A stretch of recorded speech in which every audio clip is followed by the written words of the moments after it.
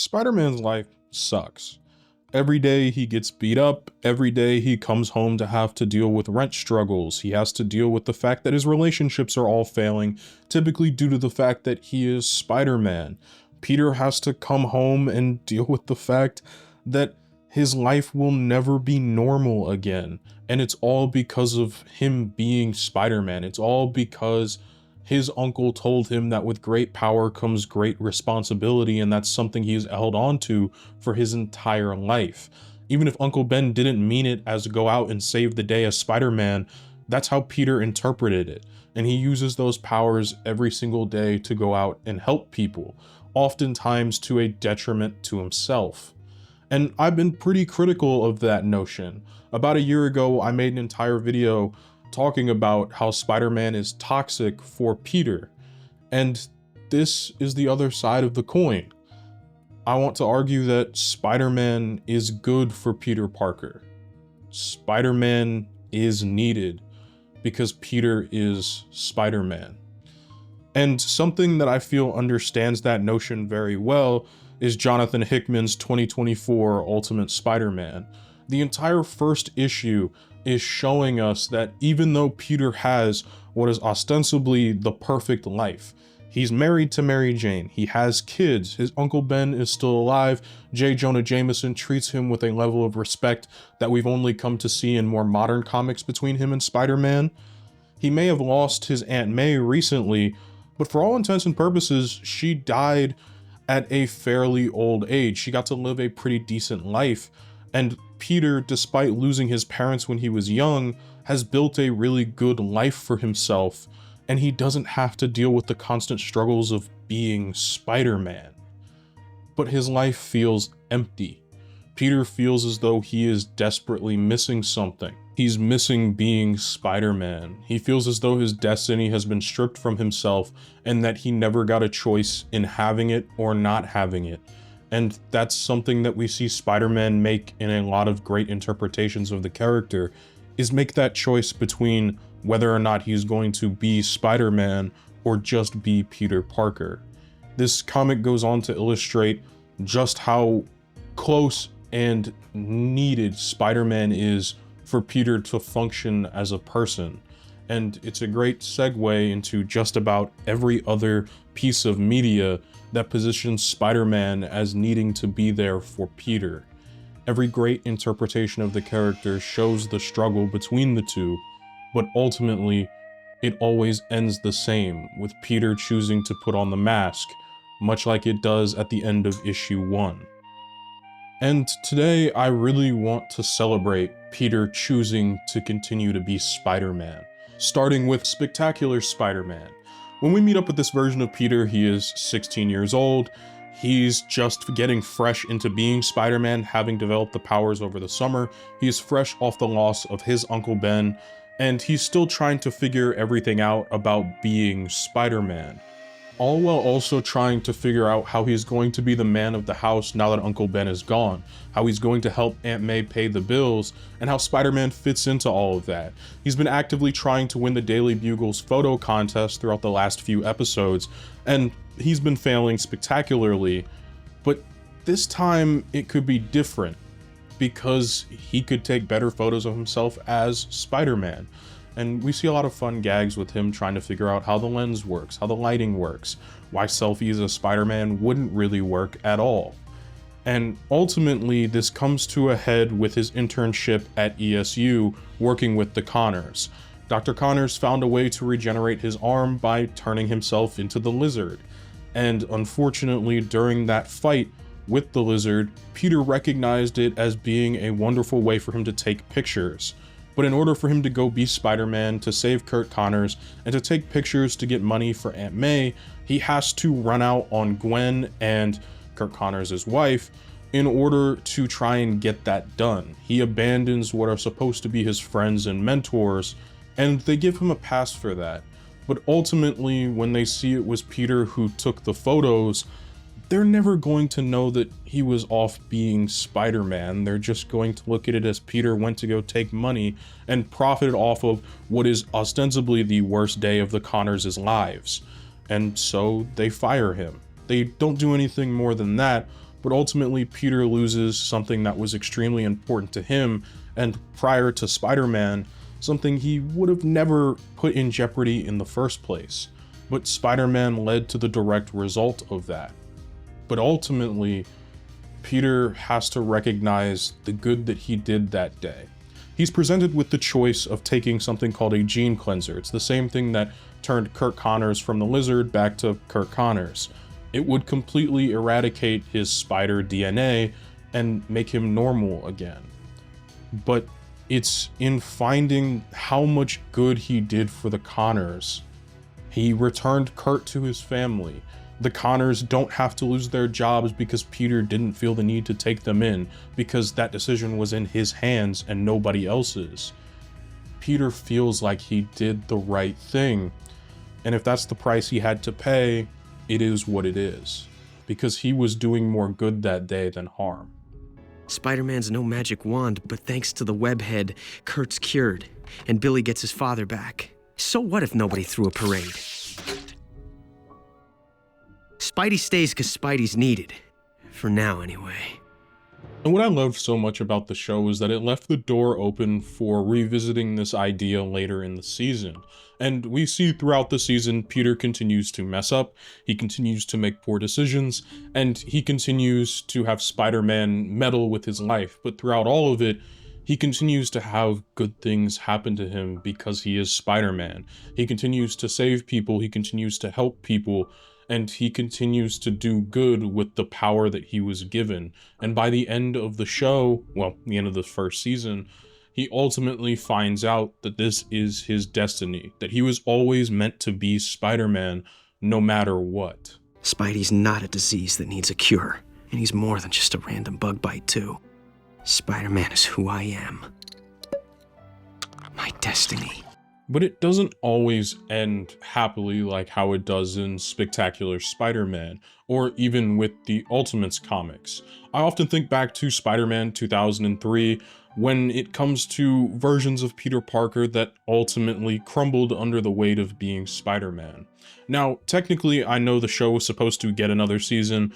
It was supposed to get a new Spider-Man suit, and it's rumored that they wanted to distance themselves from the Raimi theming of the entire show, and they never got to make that choice, which means that we only ever got one season of what is, in my opinion, a wonderful Spider-Man show that should have gone on for far longer. But it's very sad how the show ends.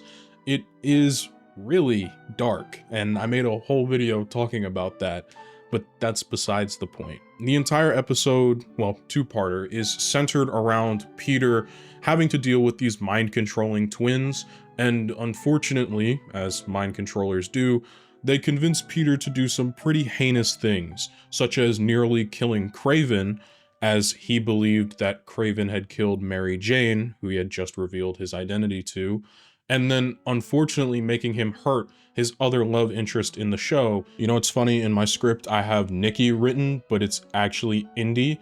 I often get her confused with Nikki from 16 in my mind, and so I would assume that's why that's written in my script. I got into a lot of trouble for saying that in that video on 2003 Spider-Man. Anyways, he basically pushes Indy to her death, and she ends up comatose with no real good outlook on waking up. So Peter does what he has to do, and ultimately takes down the twins, but gives up being Spider-Man. It was a tragedy that was too hard to bear for him to continue to be Spider-Man. And I know that wasn't the planned ending for the show in the slightest, and they were supposed to get another season, and I like to imagine somewhere out there that Spider-Man returned with a renewed vigor to be Spider-Man, to continue to save lives, because he did a lot of good throughout that entire show, and unfortunately it is marred by one bad decision. Ha ha ha. I don't want to cause any more pain here. I can't live with that burden any longer. So it's time for me to say goodbye, Spider-Man. And while it doesn't perfectly fit what I'm trying to celebrate in this video, eventually he was meant to come back from this and continue to be Spider-Man. That was the plan after all. But it was a wonderfully done and freshly executed one in my opinion. We tend to see Spider-Man leave because of anxiety. We tend to see him leave because of potential mishaps in his own life. We never tend to see Spider-Man give up the mask because he hurt others so physically around him. And it was really a culmination as he'd hurt Harry, you know, his whole dad thing. And it was just enjoyable to watch, if not slightly depressing. And with that pretty sad one out of the way, let's jump to something a little bit more wacky and hopefully a little more uplifting with Spider-Man Unlimited, which has one of my favorite OG Spider-Man costume designs. I'm a real sucker for like the yellowish lenses. And then we never see it again because they drop a very 90s stylized version of the suit, which is pretty cool. And again, I really want a toy for it, but man, their classic costume was great. Basically, Peter's life is a mess, except for Mary Jane. It is the best part of his life that he's got going, but he pretty much has to give up being Spider-Man because he got blamed for J. Jonah Jameson Jr.'s flight going wrong and ultimately stranding him on Counter-Earth. And he ended up getting buried alive under rubble, so he was having a pretty damn good day if you ask me. And ultimately he chose for that day to kind of retire Spider-Man, at least for a little bit, until 6 months later he was able to get on a shuttle to save J. Jonah Jameson and return to being Spider-Man. Although most of the actual world thinks Spidey's still dead, and he's still stuck on Counter-Earth because once again this show got canceled. And I can see more valid reasons for why this one got canceled. As much as I might enjoy it, it is definitely a weird show. But again, it's all revolving around the same theme of Spider-Man giving up, at least for a little bit. And eventually he picks the mask back up because he knows that's what his destiny is. He knows that's what his life is truly about. And for my money, nobody has done a story like this that has been done as well as Sam Raimi's Spider-Man 2. I mean, you had to have known this was going to be coming at some point because I think everybody tends to love this movie, all for different kinds of reasons. But for me personally, the reason I love this interpretation of giving up the mask for a little bit only to put it back on is that Peter never really stops trying to look out for the little guy. Throughout the movie, even after he gives up his powers and his life technically gets better, he is seen being miserable throughout it because he has to watch as cop cars pass him by. He walks away as he watches somebody get beaten up in an alleyway, and it clearly sticks with him that this doesn't feel right. And when he eventually runs into a building that is on fire and a baby that is trapped inside, despite not having his powers, Peter still puts his life on the line to try and save that child, because it's the right thing to do. It's the thing that Peter Parker would do. Even without the suit, even without being Spider-Man, he'll always still have the instincts to be a hero, because Spider-Man is and will always be a part of Peter. It's the reason he gives up Mary Jane, or at least feels like he has to give up the thing that he loves to continue to be Spider-Man.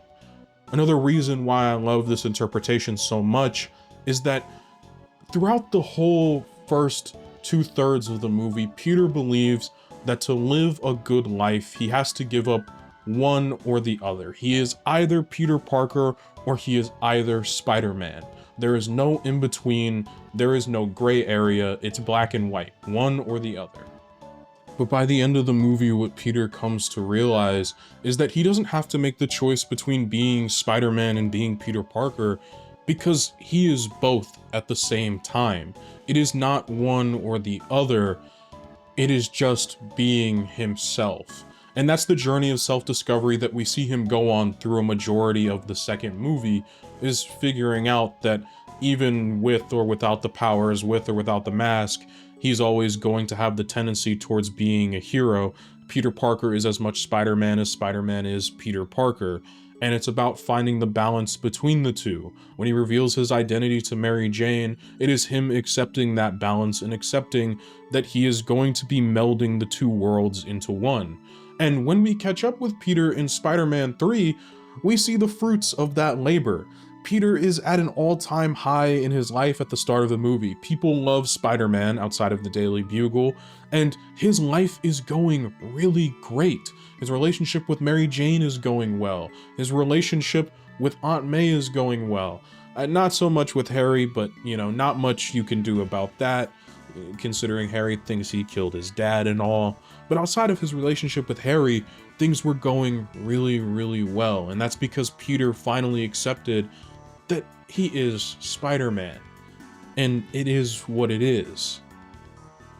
A year ago, when I made my critique of Peter continuing to hold on to Spider-Man, part of it came from the idea of not understanding why he couldn't simply just let go of being Spider-Man. That if it caused more harm than good, the logical answer is to just stop doing the thing that's causing you harm. And as I've come over the last almost year to think more about this topic and to find a true passion for something in this job particularly, and in a few other things in my personal life, I've come to understand that just because it's hard and just because it is painful and it hurts doesn't mean you're necessarily going to be ready to give something up. I like to volunteer in my free time, and I would say it is arguably the hardest thing I've ever done in my life. A lot of what volunteering is for me is being at a group home, listening to children that are homeless, and having to hear their experiences as to why they are where they are, and how they're doing each and every day that I go to visit. And it's heartbreaking, and it is arguably some of the hardest things I've ever had to hear in my life. A lot of those kids are good people that come from shitty situations, and it hurts to hear all the time. A lot of the time I come home and I don't want to do anything else other than get in bed and sleep and feel miserable. But I keep doing it every single week. I go 3 times a week for a reason, because I feel like I'm helping and that I'm doing something constructive. Because, well, it does feel like I'm leaving a piece of myself there, and like I'm giving up part of me. It feels like I'm gaining more than I'm losing, and that I'm doing some good with the advantageous position that life has put me in, and that's always been one of my top goals. I've been doing it since December of last year, when I told all of you guys to go get active in your communities in my Christmas video, and that's something that is very important to me, is to practice what I preach every single day. It's the hardest thing I can try and do, next to going out and actually volunteering, but it's something that's important to me. And it is through that perspective that I've gained an entire new outlook on why Peter continues to be Spider-Man. That's just my personal anecdote, though. I'm sure that you all have reasons down below as to why you might think Peter continuing to be Spider-Man is noble and it's great, and you see it as a wonderful thing for him to do, and maybe some of you think as though I did just about a year ago, in which you think it's dumb and it's stupid and it is actively harming him, even if he believes he's doing more good for the world than he is to himself, and he's willing to take the ROI on that. Either way, this is how I feel about it, and I'm very, very happy that I didn't make the video 1 month after the original like I had planned, because this video was supposed to come out about 1 to 2 months after my video disparaging Peter and Uncle Ben and saying what he does is stupid. I'm glad that, because of my own messy schedules, and this is why I don't promise people that I'm going to get a video out in a certain amount of time, because things come up and then I forget, and next thing I know, it's been 11 months.